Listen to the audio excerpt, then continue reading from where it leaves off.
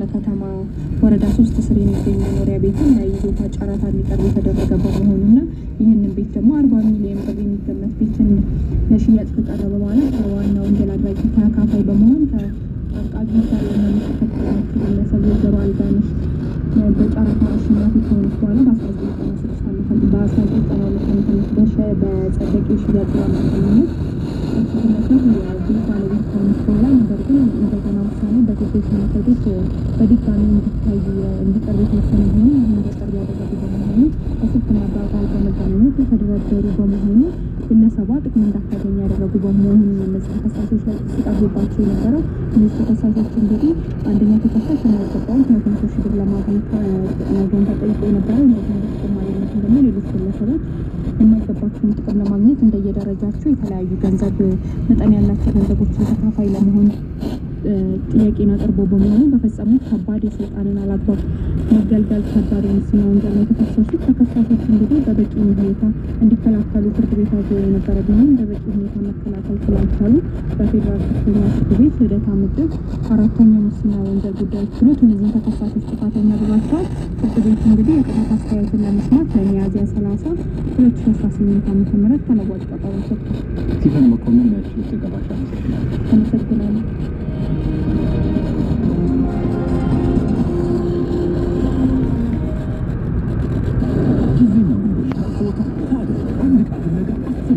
ሲገኝ ደግሞ 10 አይነቷ በዛ ላይ ማምጫው ሲገኝ ጊዜው ለምን የፍላጎቱ ምላሽ የመሻቱ ሙላት እጅግ ቀርቦ ገበያው ደጆ ደርሷል። በዘመን ገበያ ሁሉም ቀርቧል። ከቤት ዕቃ እስከ አስቤዛ፣ ከኮስሞቲክስ እስከ ኤሌክትሮኒክስ፣ ከህፃናት እስከ አዋቂ አልባሳት ምርጫው ማለቂያ የለውም።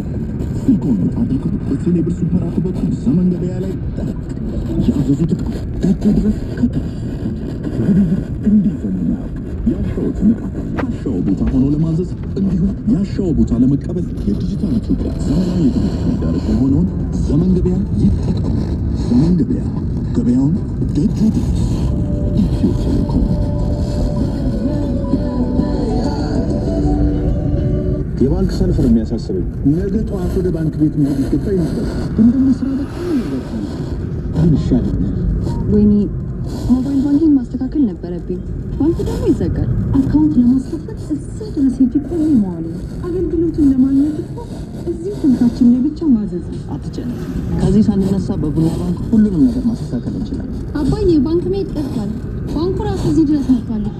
አሁን እኮ መሰለህ ቡና ባንክ አዲስ ነገር ይዞልን እየመጣ እንዴት እየመጣ ቡና ባንክ ለከተማ ወረዳ 3 ስር የሚገኝ መኖሪያ ቤትን ለይዞታ ጨረታ እንዲቀርብ የተደረገ በመሆኑና ይህንን ቤት ደግሞ 40 ሚሊዮን ብር የሚገመት ቤትን ለሽያጭ ከቀረበ በኋላ ከዋና ወንጀል አድራጊ ተካፋይ በመሆን ከአቃቢ ጋር የሚተከተላቸው ግለሰብ ወይዘሮ አልጋነሽ በጨረታ አሸናፊ ከሆነች በኋላ በ1992 በጸደቀ የሽያጭ አማካኝነት ግለሰብ የቤት ባለቤት ከሆነች በኋላ ነገር ግን እንደገና ውሳኔ በግዴታ መሰረት በድጋሚ እንዲቀርብ የተወሰነ ቢሆን ይህን እንዲቀርብ ያደረጉ በመሆኑ በስልክና በአካል በመገናኘት የተደረደሩ በመሆኑ ግለሰቧ ጥቅም እንዳታገኝ ያደረጉ በመሆኑ እነዚህ ተከሳሾች ላይ ሲቀርቡባቸው የነበረው እነዚህ ተከሳሾች እንግዲህ አንደኛ ተከሳሽ የማይገባውን 200 ሺህ ብር ለማግኘት ነገን ተጠይቆ የነበረው እነዚህ በተጨማሪነት ደግሞ ሌሎች ግለሰቦች የማይገባቸውን ጥቅም ለማግኘት እንደየደረጃቸው የተለያዩ ገንዘብ መጠን ያላቸው ገንዘቦችን ተካፋይ ለመሆን ጥያቄን አቅርቦ በመሆኑ በፈጸሙት ከባድ የስልጣንን አላግባብ መገልገል ከባድ የሙስና ወንጀል ነው የተከሰሱት። ተከሳሾች እንግዲህ በበቂ ሁኔታ እንዲከላከሉ ፍርድ ቤት አዞ የነበረ ቢሆንም በበቂ ሁኔታ መከላከል ስላልቻሉ በፌዴራል ከፍተኛ ፍርድ ቤት ልደታ ምድብ 4ኛ ሙስና ወንጀል ጉዳዮች ችሎት እነዚህን ተከሳሾች ጥፋተኛ ብሏቸዋል። ፍርድ ቤቱ እንግዲህ የቅጣት አስተያየትን ለመስማት ለሚያዝያ 30 2018 ዓ.ም ተለዋጭ ቀጠሮ ሰጥቷል።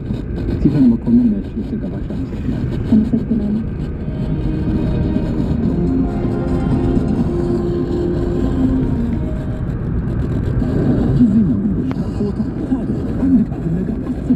ሲገኝ ደግሞ 10 አይነቷ በዛ ላይ ማምጫው ሲገኝ ጊዜው ለምን የፍላጎቱ ምላሽ የመሻቱ ሙላት እጅግ ቀርቦ ገበያው ደጆ ደርሷል።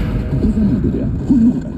ከቤት ዕቃ እስከ አስቤዛ፣ ከኮስሞቲክስ እስከ ኤሌክትሮኒክስ፣ ከህፃናት እስከ አዋቂ አልባሳት ምርጫው ማለቂያ የለውም።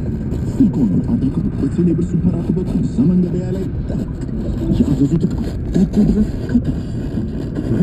እንዲህ ዘመናዊ ያሻዎትን ዕቃ ካሻው ቦታ ሆኖ ለማዘዝ እንዲሁም ያሻው ቦታ ለመቀበል የዲጂታል ኢትዮጵያ ዘመናዊ የባንክ መዳረሻ የሆነውን ዘመን ገበያ ይጠቀሙ። ዘመን ገበያ፣ ገበያውን ደጅ ድረስ። ኢትዮ ቴሌኮም። የባንክ ሰልፍ ነው የሚያሳስበኝ። ነገ ጠዋት ወደ ባንክ ቤት መሄድ ይገባኝ ነበር፣ ግን ደግሞ ስራ በጣም ይበዛል። ምን ይሻለኛል? ወይኔ ሞባይል ባንኪንግ ማስተካከል ነበረብኝ። ባንኩ ደግሞ ይዘጋል። አካውንት ለማስከፈት እዛ ድረስ ሄጄ ቆሜ መዋል ነው። አገልግሎቱን ለማግኘት እኮ እዚሁ ስልካችን ላይ ብቻ ማዘዝ ነው። አትጨነቅ። ከዚህ ሳንነሳ በቡና ባንክ ሁሉንም ነገር ማስተካከል እንችላለን። አባዬ ባንክ መሄድ ቀርቷል። ባንኩ ራሱ እዚህ ድረስ መጥቷል እኮ። አሁን እኮ መሰለህ ቡና ባንክ አዲስ ነገር ይዞልን እየመጣ እንዴት እንዴት እንዴ እየመጣ እየመጣ እየመጣ እየመጣ